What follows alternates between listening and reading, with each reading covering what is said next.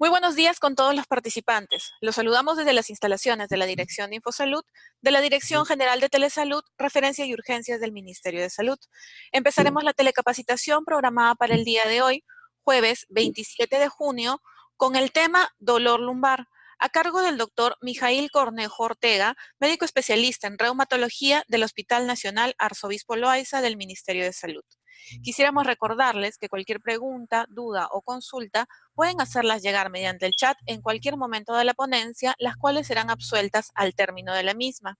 Asimismo, por favor, tengan presente que deberán colocar en su nombre de participante la región y el establecimiento desde el cual se encuentran conectados. En caso de que hubieran consignado algún otro nombre de participante, pueden dar clic en la opción renombrar y colocar, como les indicamos, la región y el establecimiento desde el cual se encuentran conectados.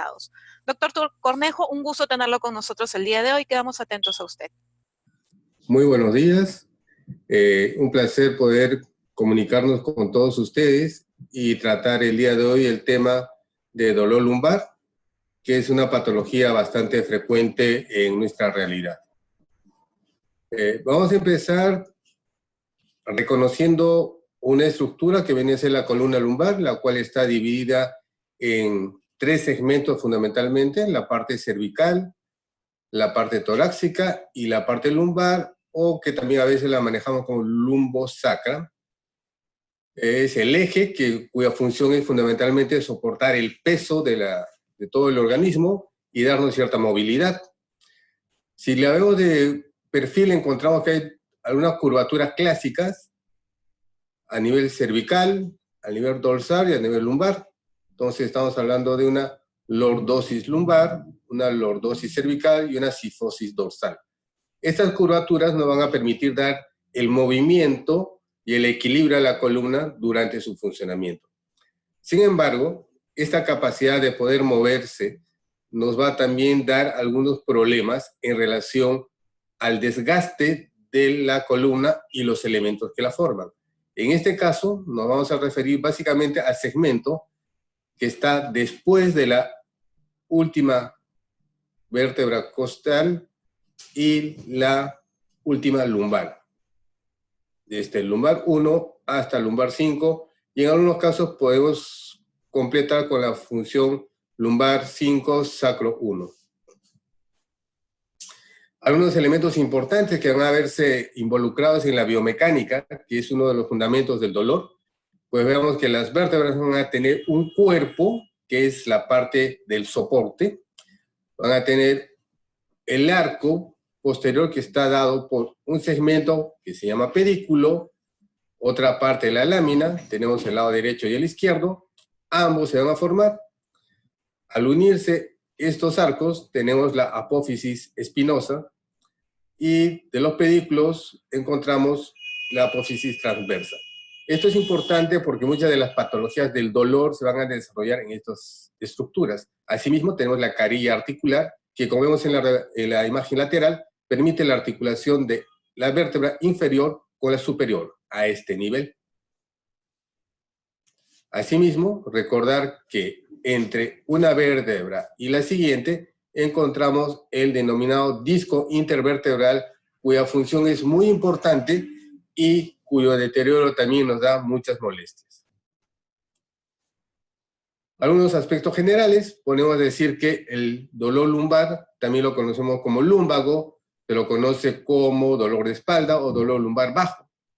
Es uno de los padecimientos más antiguos en la humanidad. Actualmente se dice que aproximadamente el 84% de la población mundial en algún momento ha sufrido de dolor lumbar, y la epidemiología, lamentablemente para nuestra realidad, Perú, es desconocida, llámese los valores, pero asumimos que debe estar aproximadamente dentro del promedio mundial. Como ya lo mencioné anteriormente, la localización va a ser entre el último arco costal y la región glútea, para hablar exactamente del dolor lumbosacro. Este puede tener una irradiación o no, es decir, el dolor puede ser netamente localizado o también irradiado, y hay problemas de la salud importantes, o mejor dicho, el dolor lumbar se convierte en un problema de salud pública importante por la magnitud de la población afectada y también por las limitaciones en la producción que estas personas van a tener disminuida. En relación a su forma, podría ser un dolor agudo, un dolor subagudo o crónico. Esto fundamentalmente en relación al tiempo. Las estructuras que nos van a producir dolor, cuando nosotros hablamos que una persona tiene dolor lumbar, pues tenemos que tratar de identificar qué estructura de la articulación entre dos vértebras es la que está produciendo dolor. Sabemos que el hueso por sí no duele, pero sí el periósteo. Entonces, una deformación vertebral, llámese por una artrosis o cualquier otra circunstancia, una escoliosis, no va a producir un estiramiento del periósteo y esto produce dolor. En algunos casos, cuando el compromiso es mayor, la dura madre, ya hablando desde el punto de vista de las estructuras más pegadas a la parte neurológica, también se inflama y puede tener dolor. Las carillas articulares, como les había mencionado en la parte de anatomía, es importante estas carillas, que son articulaciones con membrana sinovial, por consiguiente van a sufrir un problema que se llama artrosis, y al tener artrosis pueden presentar dolor. El anillo fibroso, el anillo del disco intervertebral, tiene inervación, y cuando este anillo se rompe, se raja, va a tener o va a producir dolor. Asimismo, el anillo pierde estabilidad y por consiguiente el complejo entre la vértebra superior e inferior no va a funcionar bien y produce dolor.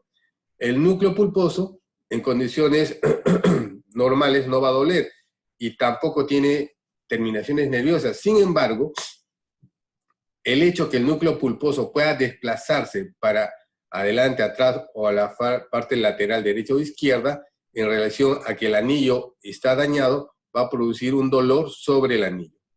Las venas y las arterias epidurales pueden también ser sensibles a este dolor por patologías específicas. Los ligamentos que establecen a la columna en la parte longitudinal anterior-posterior también se pueden inflamar y producir dolor. Y obviamente el daño de estructuras va a explicar el dolor de las lumbalgias cuando no hay un problema de compresión. Y si hay compresión, estamos hablando de un problema ya del nervio. Aquí algunas imágenes. Tenemos el ligamento longitudinal anterior que se inflama y puede producir dolor. Tenemos las carillas articulares que igual van a tener artrosis y tener dolor. El cuerpo vertebral, y en este caso tenemos al núcleo pulposo, y acá se ha producido una ruptura del anillo del disco intervertebral, y este núcleo pulposo va a producir dolor inicialmente somático, y si, como vemos en esta figura, el núcleo pulposo ya presiona al nervio, tendremos un dolor mixto somático por el anillo fibroso y neuropático por la protrusión del núcleo sobre el nervio. Entonces, dadas estas circunstancias, nosotros vamos a tratar de determinar primero qué tipo de dolor es, si es un dolor somático, visceral, perdón, somático, neuropático o mixto. Tendremos que ver si es agudo, subagudo o crónico, y en base a eso evaluaremos a nuestro paciente. Dada la clasificación, podemos verlo, como les mencionaba hace un momento, en el tiempo. Entonces hablaríamos de un dolor agudo, cuando la duración es menos de 3 semanas, subagudo, cuando está entre 3 semanas y 6 semanas, y crónico, cuando es mayor a 6 semanas. Por la ubicación, podemos decir que es un dolor lumbar localizado o irradiado. Usualmente la irradiación del dolor lumbar va a darse hasta la región del glúteo, entonces estamos hablando posiblemente de un dolor lumbar sin compromiso neurológico, pero cuando es por debajo del núcleo, del glúteo, y sobre todo si llega hasta la pierna o el pie, pues ya estamos hablando de una lumbociatalgia donde sí hay un compromiso neurológico. Solo para recordar, este esquema es bastante interesante. Vean acá, tenemos tipo de dolor, origen, tipo de dolor y enfermedad. Cuando el disco está enfermo, pues el origen va a estar en el disco intervertebral, la ruptura del anillo fibroso. El dolor va a ser de tipo mecánico o inflamatorio, y el dolor lumbar va a empeorar con la flexión. O sea, si el paciente se agacha para adelante, va a tener dolor. ¿Qué enfermedades van a estar asociadas a esta? Básicamente daños del disco, en algunos casos las espondilosis, o artrosis, o enfermedades reumáticas, infecciones y tumores, o fracturas que puedan afectar de manera indirecta al disco. Cuando tenemos un dolor facetario, las articulaciones posteriores de la faceta, es de las articulaciones interfacetarias, es un dolor netamente mecánico, el dolor es lumbar que empeora con la extensión, es decir, cuando el paciente se va para atrás. Encontramos el síndrome facetario, básicamente se va a dar esto cuando hay un problema de espondilosis o una espondilolistesis, que vendría a ser el desplazamiento de la vértebra superior o inferior sobre la otra. Un dolor de tipo radicular, hablamos cuando la raíz nerviosa es la que está sufriendo. El ejemplo clásico es el dolor del nervio ciático. Es un dolor tipo irradiativo hacia la pierna, la ciática, y el problema va a estar básicamente dado por una hernia discal, y también podemos encontrar el síndrome piramidal, donde hablaremos de la pseudociática, una falsa ciática que es básicamente por una contractura del músculo piramidal que va a apretar al nervio ciático. Y no hay un problema de hernia discal. El problema estenótico, las raíces nerviosas van a ser comprimidas en el canal neural, y esto fundamentalmente nos da un dolor tipo irradiativo. Y hay un dato muy interesante: el paciente va a presentar claudicación neurógena, es decir, al caminar va a tener la tendencia a caer. Tenemos estenosis del canal lumbar como la zona afectada. Y hay un pequeño grupo que es el dolor psicosomático o social o de la renta. Pues el origen puede ser cualquiera, usualmente es un dolor mixto entre neuropático y somático, y el componente psicológico es el que acá está primando. Dado esto, nosotros tenemos que enfocarnos en las causas del dolor, y las podemos dividir en tres: causas mecánicas, causas no mecánicas y causas viscerales. Cualquiera de las tres, solas o en combinación, nos van a producir o nos pueden producir un dolor lumbar en determinados grados. Dentro de las causas mecánicas, ¿qué tenemos en la cabeza? La tensión lumbar, llámese también contractura muscular a nivel lumbar. Algunas enfermedades degenerativas, producto de el uso, y el uso yo lo puedo medir de dos formas: por las actividades que realizo, por el tiempo que vivo, o la combinación de ellas. Un ejemplo bien sencillo es, por ejemplo, nosotros tenemos un futbolista que obviamente es profesional, tiene su trabajo, sin embargo, el desgaste que él va a tener a nivel del cartílago de sus diferentes articulaciones, fundamentalmente, por darles un ejemplo, rodilla, va a ser superior a su edad cronológica. Eso es por la actividad que realiza. Daños propiamente de la articulación también nos va a producir este problema, y la osteoartritis, que es el daño del cartílago. La espondilolistesis, que viene a ser el desplazamiento de una vértebra sobre otra, nos va a alterar el eje, y por consiguiente, al alterar el eje, cambia la biomecánica de la columna y va a desarrollar dolor con el uso. La hernia discal, como les había mencionado anteriormente, la estenosis del canal espinal. La osteoporosis, acá está puesta no exactamente porque la osteoporosis produzca dolor, porque sabemos que es una de sus características de la osteoporosis, que es una enfermedad silenciosa.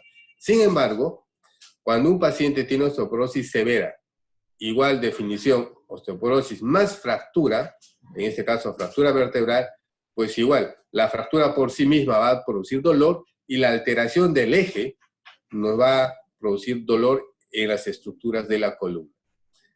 Las enfermedades congénitas, algunos pacientes pueden nacer con cifosis severa, o sea, alteraciones en el eje, escoliosis severa, vértebras transicionales tipo 2 o tipo 4. Las posibles espondilosis también nos dan dolor, y la asimetría de las articulaciones nos va a producir dolor. Otras causas no mecánicas, en este caso, a la cabeza, cuando tenemos una persona mayor y tiene dolor lumbar, y si a esto se asocia a algunas otras características como síntomas generales, disminución de peso, fiebre, astenia, pues tenemos la obligación de descartar este gran grupo de neoplasias. El mieloma múltiple es una de las principales que se debe descartar, y del otro lado el cáncer metastásico. Sin embargo, linfomas, leucemias, tumores de médula ósea y tumores retroperitoneales también tienen que ser incluidos. Algunas infecciones, por ejemplo la osteomielitis, ya sea bacteriana o por otra causa, nos produce dolor por destrucción del hueso. La discitis séptica, una artritis séptica a nivel del disco y la vértebra, nos va a producir dolor. Los abscesos paraespinosos van a producir dolor por el proceso inflamatorio que van a dar sobre las estructuras de la columna. El absceso epidural igualmente por distensión de la meninge. La endocarditis nos puede dar un dolor referido a nivel lumbar o dorso lumbar más específicamente. Otras enfermedades inflamatorias, las espondilitis o la espondilitis anquilosante, es una enfermedad en la cual se va a caracterizar la inflamación de ligamentos, llámese el ligamento longitudinal anterior, posterior, y esto produce inflamación. También se produce una inflamación a nivel del disco y tenemos el dolor. La espondilitis por psoriasis tiene un comportamiento similar a la espondilitis anquilosante en la referencia al dolor, sin embargo el compromiso articular tiene algunas variantes. La artritis reactiva, lo más frecuente es que sea en miembros inferiores, rodillas, cadera, tobillos y pies. Sin embargo, en algunos pacientes se puede dar un cuadro de artritis reactiva, llámese una artritis, en promedio 4 semanas posteriores, un proceso infeccioso diarreico urinario, y en algunos casos respiratorio por más aislado, que característica generalmente es unilateral. Las enfermedades inflamatorias intestinales van a tener una conducta similar a la espondilitis o a la artritis torácica. La osteocondritis es una inflamación del cartílago en la unión con el hueso, produce dolor, y la enfermedad Payet, o sea, la enfermedad ósea de Payet, también nos puede producir dolor. Estas son causas no mecánicas, que sería el segundo grupo, y causas viscerales que debemos tener en cuenta. Por ejemplo, la enfermedad inflamatoria pélvica, en las mujeres nos puede producir dolor renal, dolor lumbar, perdón. Enfermedades renales, como los quistes renales cuando son grandes, nos da ese problema. Aneurisma de la aorta, el aneurisma de la aorta a la medida que se va formando puede producir dolores lumbares y cuando el problema es agudo con mayor razón. Y las enfermedades gastrointestinales, de forma referida, nos va a producir un dolor lumbar también. Dato importante, miren, el 85% de las personas tiene dolor lumbar no específico. Simplemente el paciente dice, doctor, me duele la cintura. Doctor, tengo dolor de espalda. Esas son las manifestaciones más frecuentes que se dan. Ampliando un poco más, vemos en la parte superior que enfermedades de los discos.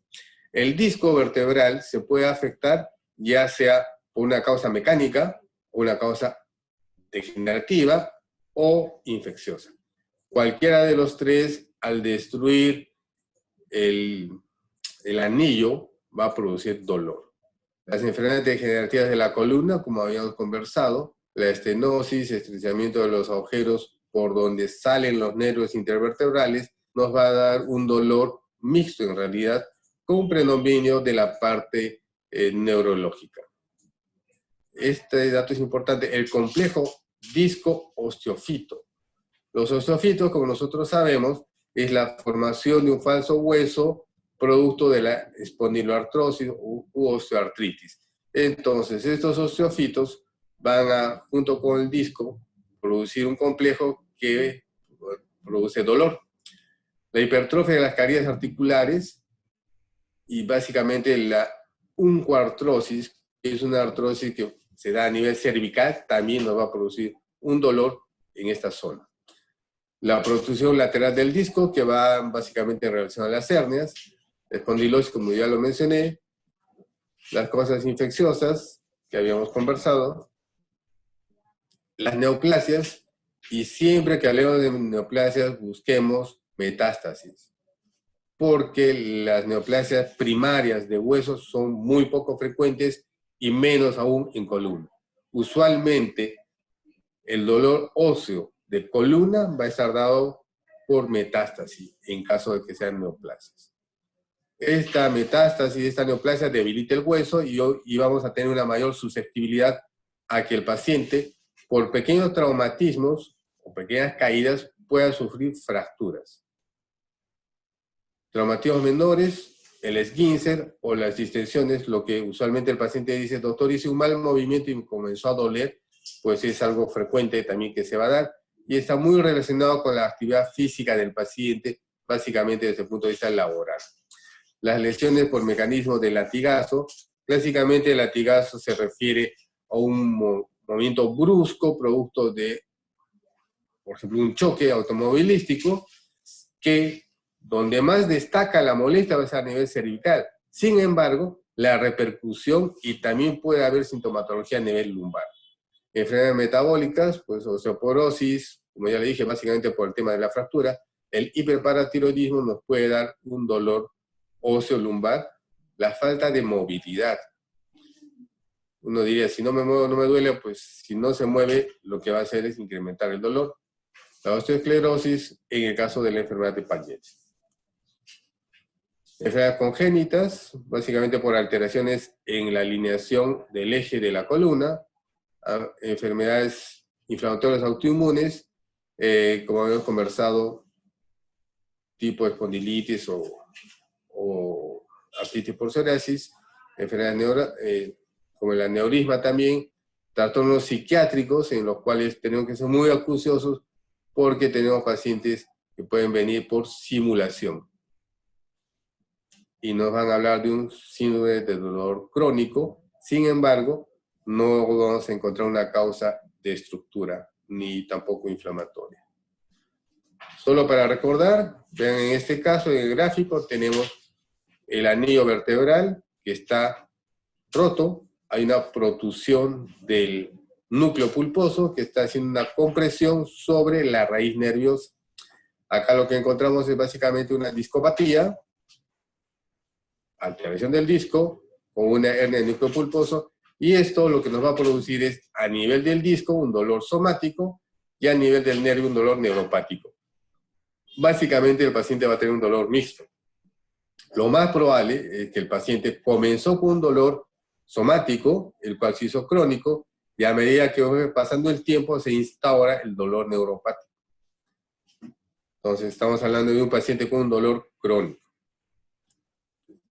La radiculopatía, que podría ser aguda o crónica, pues acá tenemos la raíz nerviosa, que tiene una irradiación, y como vemos en el gráfico, igual, el nervio va a comprimir, el núcleo pulposo va a comprimir al nervio. Esto se va a referir como un dolor localizado, lo que acá estamos viendo la hernia, y del punto de la hernia para abajo se dará el dolor neuropático, que podría ser en este caso un dolor del nervio ciático. Sin embargo, hay que recalcar que producto del envejecimiento natural, nosotros vamos a desarrollar hernias, y la mayoría de hernias, sean cervicales, dorsales o lumbares, no son de necesidad quirúrgica. La mayoría de hernias no producen un dolor intenso. Es uno de los mitos que existe dentro del dolor lumbar, que la hernia me está produciendo el dolor, o que tengo hernias y por eso me duele. No necesariamente va a ser así. Clásicamente, el cuadro de la artrosis, y acá vemos en este gráfico, hay un desgaste del cartílago, de la plataforma de la vértebra, y hay un deterioro también del disco. Entonces tenemos una espondiloartrosis que va a producir dolor a nivel del complejo vértebra, disco, vértebra, y como cambia esta anatomía, pues las articulaciones interapofisiarias también van a desarrollar artrosis y se tiene el dolor. Sin embargo, vean esta radiografía. Tenemos el osteofito, que ya nos está indicando que hay un deterioro del cartílago a este nivel, hay una disminución del espacio y evidentemente el problema de la artrosis está dado acá, con un daño de disco. Y en la parte posterior, semejante a lo que vemos acá en el gráfico, en la radiografía podemos encontrar que tenemos la artrosis posterior a nivel de la articulación interapofisial. La espondilolistesis, muy importante, sobre todo en todas las personas que desarrollan actividad física durante el trabajo, cargadores, estibadores, algunos deportistas. ¿Qué es lo que sucede?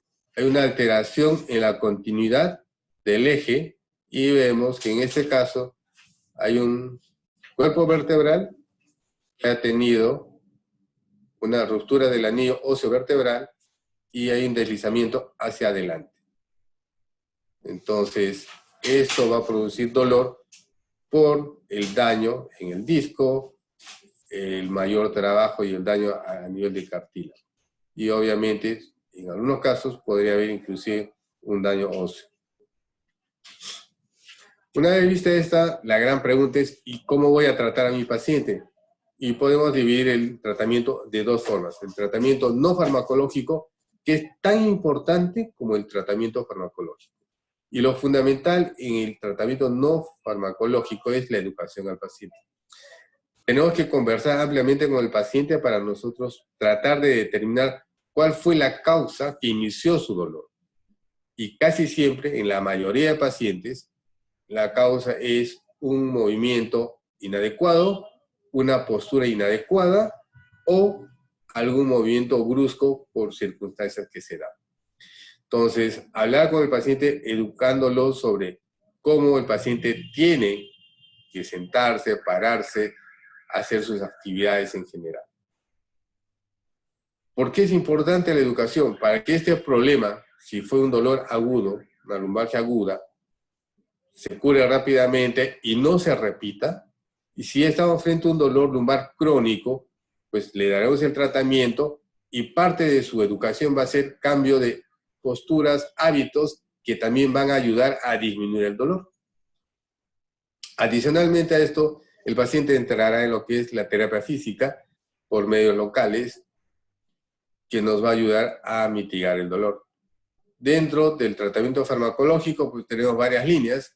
Si estamos frente a un paciente con dolor inflamatorio, por ejemplo, dolor lumbar con una espondiloartritis, los antiinflamatorios no esteroideos son definitivamente los medicamentos de elección.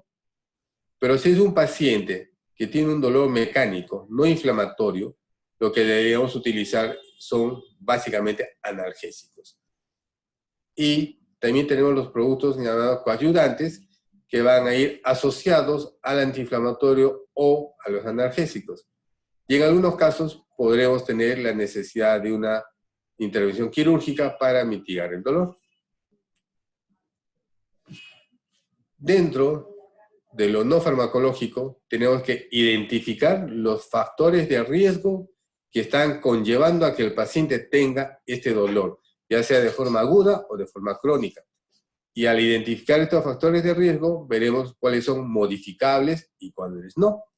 Por ejemplo, la edad no podemos modificar, pero el peso que tenga el paciente sí. La obesidad es un factor importante para producir dolor lumbar.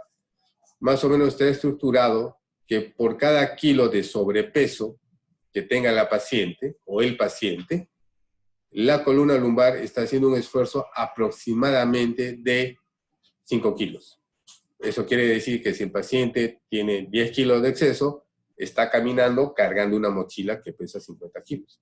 Entonces, el factor de riesgo sobrepeso, que es modificable, lo tenemos que hacer, trabajar sobre él. Las posturas, llámese la postura en el trabajo sentado frente a un ordenador o parado, un cocinero, un panadero, una ama de casa, un trabajador, un electricista, todos tienen que aprender a tener la postura adecuada. Y las instituciones también deberían brindar los elementos ergonométricos para que el trabajo no vaya en contra de la salud de las personas. Esto, llámese la altura de los muebles, la mesa, el tipo de silla que se utiliza, los respaldos, ¿no? Y también la educación durante el trabajo para que no tenga este dolor. Otro punto modificable que podemos tener, aparte del peso y las posturas, vendría a ser los hábitos. Por ejemplo, hay muchas personas que les gusta leer echados en la cama. Hay otras personas que les gusta ver televisión echados en la cama. Esta no es una posición adecuada para poder mitigar el dolor, y menos aún, es una causa para producir dolor. No modificables, definitivamente que la edad es con lo cual no podemos luchar, o si el paciente ya tiene algunas alteraciones estructurales producto de una enfermedad.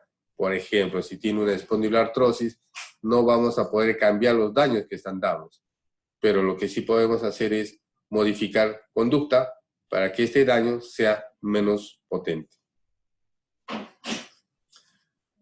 Desde el punto de vista farmacológico, un dato importante es identificar el tipo de dolor, así como la estructura que posiblemente no esté produciendo el dolor. Pero si vamos solo por el tipo de dolor, tratemos de saber si es un dolor somático y usaremos básicamente analgésicos o antiinflamatorios. Un dolor neuropático, usaremos medicamentos para este tipo de dolor, o es un dolor mixto. Por consiguiente, nuestro esquema de tratamiento va a variar dependiendo del tipo de dolor que tiene el paciente, y durante su evolución, a medida que va mitigando el dolor neuropático, somático o mixto, también iremos modificando nuestro esquema terapéutico. Acá simplemente para alcanzarles una propuesta de cómo podemos enfocarnos el dolor mecánico en un paciente. Tenemos dos escenarios, dolor agudo y dolor crónico. El dolor agudo es muy importante, igual que en el crónico, y en toda la medicina, una adecuada anamnesis con una exploración física bastante exquisita. Y acá podremos definir si estamos frente a un dolor o una lumbalgia simple o una lumbalgia con signos de alarma. Si estamos frente a una lumbalgia simple, pues daremos un tratamiento médico de 6 semanas. Si el paciente mejora, perfecto. Y si no hay mejoría, tendremos que tener una actitud similar a una lumbalgia crónica, que la pasamos a revisar de algún momento. Y si el paciente tiene dolor lumbar con signos de alarma, pues tendremos ya que echar mano rápidamente de algunos exámenes auxiliares para buscar causas que no estén produciendo este dolor. La analítica, un hemograma, nos puede dar luces sobre, por ejemplo, un problema de mieloma múltiple, una toma de radiografías, tomografía o resonancia, dependiendo de la magnitud y el tipo de dolor y de lo que estemos sospechando. La gammagrafía nos puede ayudar básicamente para temas de metástasis ósea, y una electromiografía para determinar si hay compromiso radicular o no. Estos estudios nos van a permitir determinar si el paciente tiene una patología tumoral, tiene una patología con compresión neurológica, tiene una patología ósea, propiamente dicha, o una patología visceral. Y en base a esto, enfocaremos nuestro tratamiento. Del otro lado, si el paciente tiene un dolor crónico, igual anamnesis, examen físico exquisito, y buscamos algo sin signos radiculares y con signos radiculares. El compromiso del nervio, el compromiso neurológico es fundamental en una lumbalgia crónica. Si el paciente no tiene signos radiculares, pues debemos tomar una radiografía que nos ayudará a llegar al diagnóstico, y si no es contributoria para el diagnóstico, tenemos la analítica, una resonancia o una tomografía, con lo cual llegaremos al diagnóstico, y en caso que no se llegue al diagnóstico, hay que hacer una valoración psicológica del paciente. Pero si el paciente tiene síntomas radiculares, pues haremos una radiografía asociada a una tomografía o resonancia que nos ayudará a llegar al diagnóstico, y si aún tenemos una duda diagnóstica, podremos usar una electromiografía.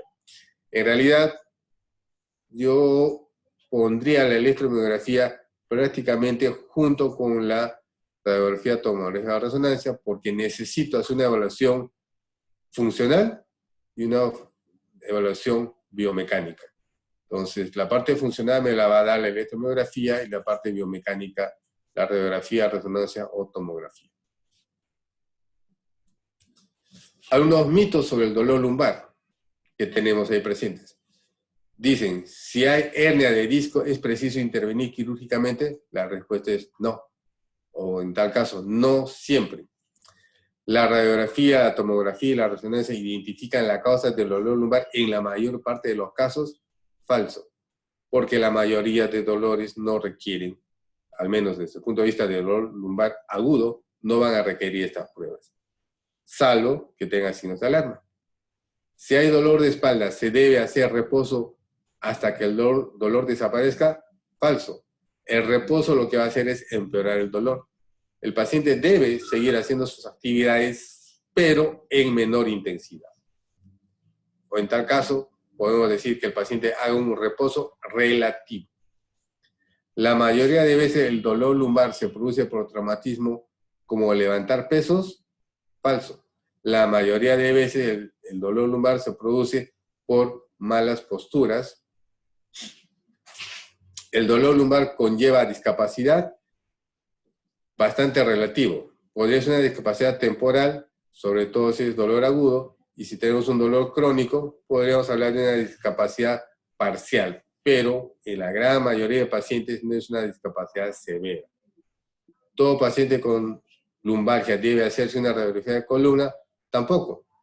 Al menos si estamos frente a un paciente con un dolor lumbar agudo, una lumbalgia aguda, la radiografía no va a tener mayor información sobre la causa del dolor. ¿Y el reposo en cama es el pilar básico del tratamiento? No. Y esto va enganchada a la pregunta, a la afirmación superior sobre que debe hacer reposo el paciente. ¿El reposo en cama es el pilar básico del tratamiento? No. El reposo en cama puede ser algo que nos ayude, pero más que ayudar, nos va a perjudicar si excedemos los 2 días. Y esto es lo que quería compartir con ustedes. Muchas gracias por su atención. Muchísimas gracias a usted, doctor Cornejo. Un gusto tenerlo con nosotros el día de hoy, sobre todo por compartirnos el conocimiento en un tema tan prevalente como son los dolores lumbares. Asimismo, nuestro saludo al equipo de Telesalud del Hospital Nacional Arzobispo Loaiza. Como siempre, un gusto trabajar con ustedes por la mejora de capacidades de todo nuestro sector salud. Saludar también y felicitar la participación de los establecimientos conectados. El día de hoy nos acompañan el Centro de Salud Progreso desde Caraballo, el Hospital Guillermo Díaz de la Vega desde Abancaya, Purímac, el Hospital Santa Clotilde desde Loreto, el Hospital de Tambobamba, Cotabamba, Apurímac, el Policlínico Parroquial Belén desde Cusco, la Red Pacífico Norte de Chimbote, Ancash, la Direza Ancash y en general nuestro saludo a todo el personal de salud que también nos acompaña en forma individual desde distintas partes de nuestro país. Doctor Cornejo, nos han hecho llegar algunas preguntas. Nos preguntan en qué casos deberíamos solicitar exámenes de imágenes para los dolores lumbares. Bueno, tengo que establecer 2 puntos. Primero, ¿estamos frente a un dolor lumbar agudo o un dolor lumbar crónico? Un dolor lumbar agudo que no tenga como origen un traumatismo, usualmente no va a requerir un estudio de imágenes, al menos en la primera consulta. Si estamos frente a un paciente con un dolor crónico, sí se va a requerir la prueba de rayos X para iniciar y posiblemente después, dependiendo de la sintomatología, sería una tomografía o una resonancia. Eso, llámese, posterior a las 3 semanas para adelante del dolor que se presente de manera crónica. Sin embargo, si el paciente con dolor lumbar agudo presenta signos de alarma, llámese claudicación de la pierna, sensación de quemazón, adormecimiento en el miembro inferior o disminución de la fuerza muscular, sí va a requerir que se le haga estudio de imágenes. Perfecto, doctor. Muchísimas gracias. Nos preguntan también cuáles serían los riesgos a los que podrían conllevar una intervención quirúrgica en los casos de espondilolistesis. Bueno, la espondilolistesis usualmente va a requerir una cirugía cuando el desplazamiento vertebral es del 50% o más. Entonces, si ahí ponemos sobre la balanza, pues el desplazamiento vertebral está produciendo más daño y netamente ahí ya los daños que se podrían dar por la cirugía va a estar determinado por la pericia del neurocirujano, que es el encargado de hacer este tipo de cirugías. Perfecto, doctor. Nos Preguntan también si es recomendable el uso de corticoides en el caso de lumbalgias agudas. La respuesta es no.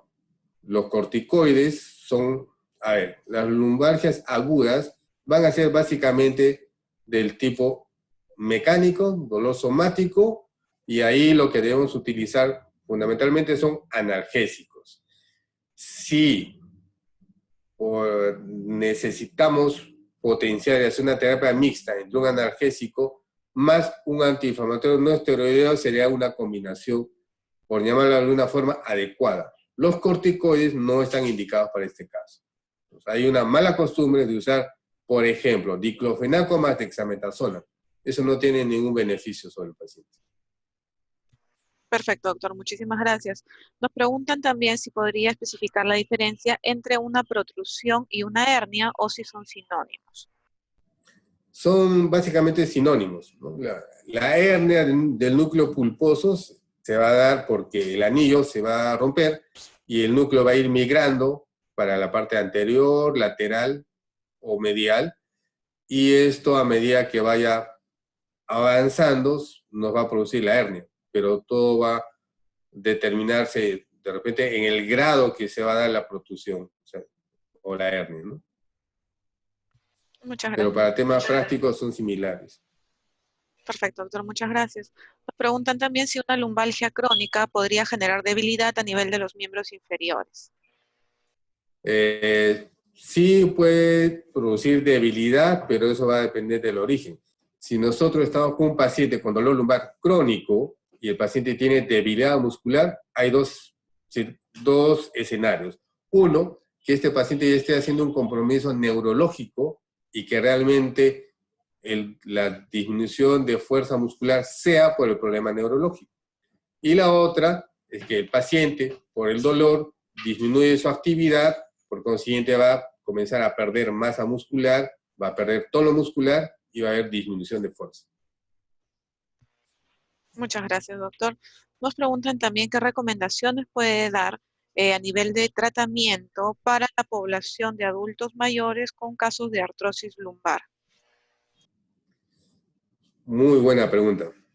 El adulto mayor es una población muy sensible y tenemos que ser muy cuidadosos.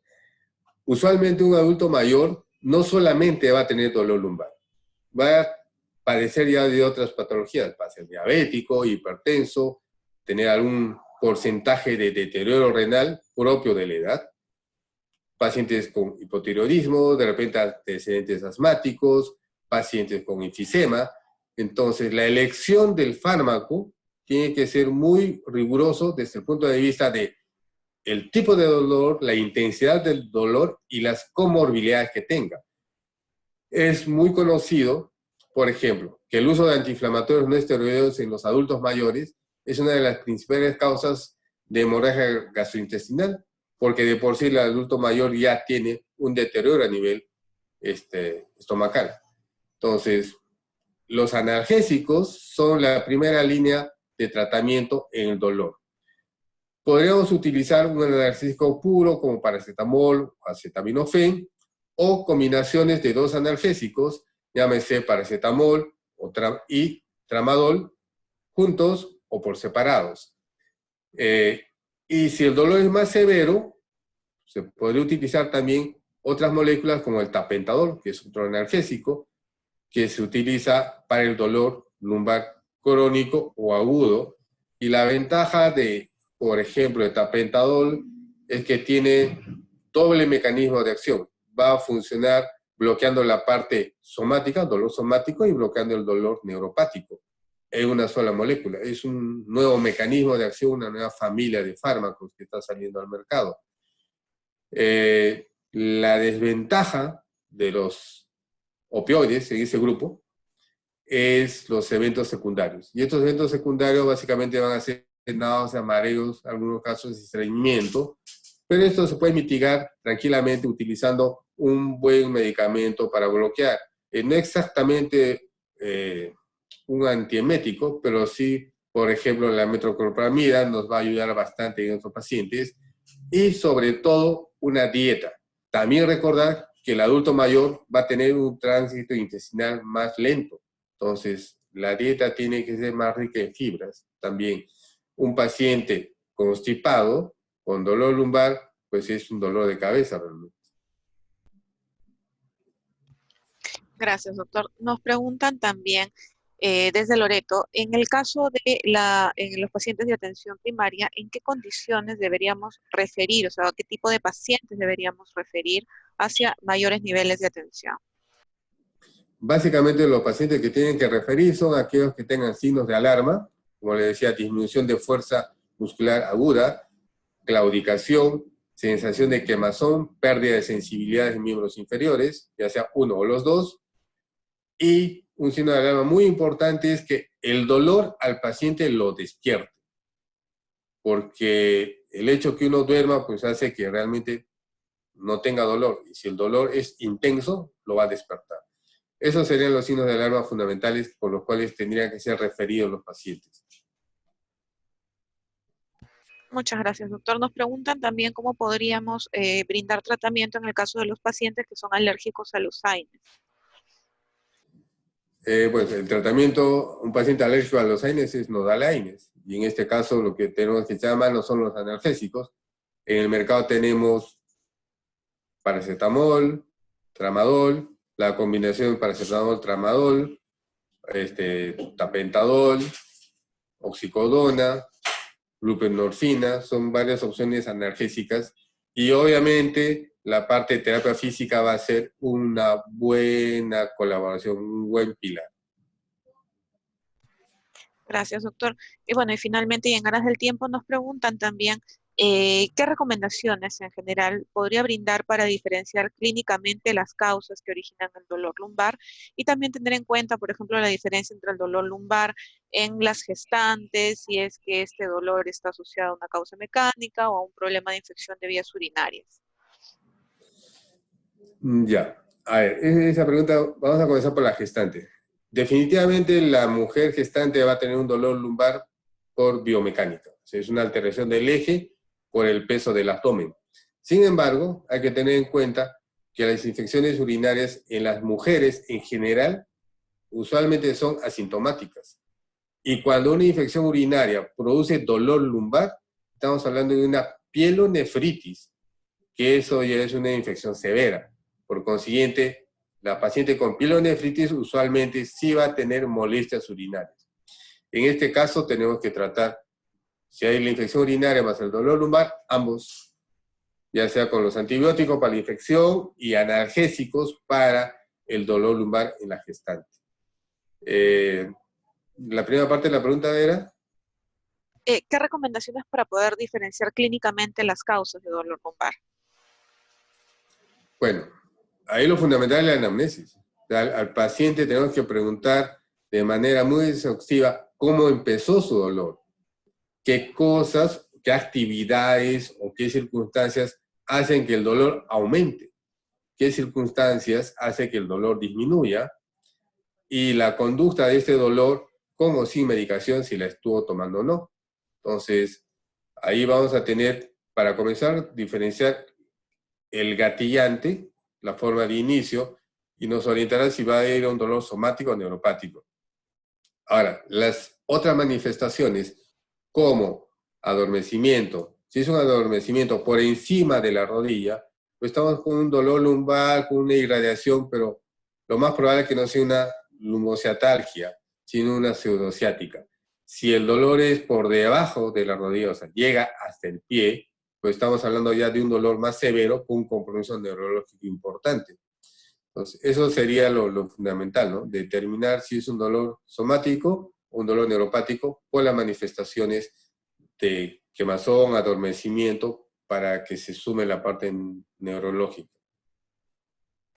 Muchísimas gracias nuevamente, doctor Cornejo, por sus respuestas y por acompañarnos el día de hoy. Ok, un placer estar con ustedes. Hasta Y luego. hasta luego, doctor, y muchas gracias también a todos nuestros participantes por su atención. No se olviden de participar en nuestras siguientes telecapacitaciones. El día de hoy, a las 10 de la mañana, tocaremos el tema manejo de pacientes con síndrome de Guillain-Barré hospitalizados en UCI, a cargo del Instituto Nacional de Ciencias Neurológicas del Ministerio de Salud. A las 11 de la mañana tocaremos el tema Adicciones no convencionales, a cargo del Hospital Nacional Víctor Larco Herrera del Ministerio de Salud. Al mediodía tocaremos el tema Criterios de ingreso a UCI en pacientes con síndrome de Guillain-Barré, a cargo del Instituto Nacional de Salud del Niño. Al mediodía también tendremos el tema Estimulación temprana a cargo del Hospital Nacional 2 de Mayo. A la 1 de la tarde, estilos positivos de crianza en niños a cargo del Hospital Nacional Hipólito Unanue. Y a las 2 de la tarde, cuidado de enfermería en el paciente pediátrico con síndrome de Guillain-Barré a cargo del Instituto Nacional de Salud del Niño. Podrán encontrar también los links de enlace en el chat de esta sala Zoom. Muchísimas gracias por su atención y nos vemos en las siguientes telecapacitaciones. Hasta luego. Hasta luego.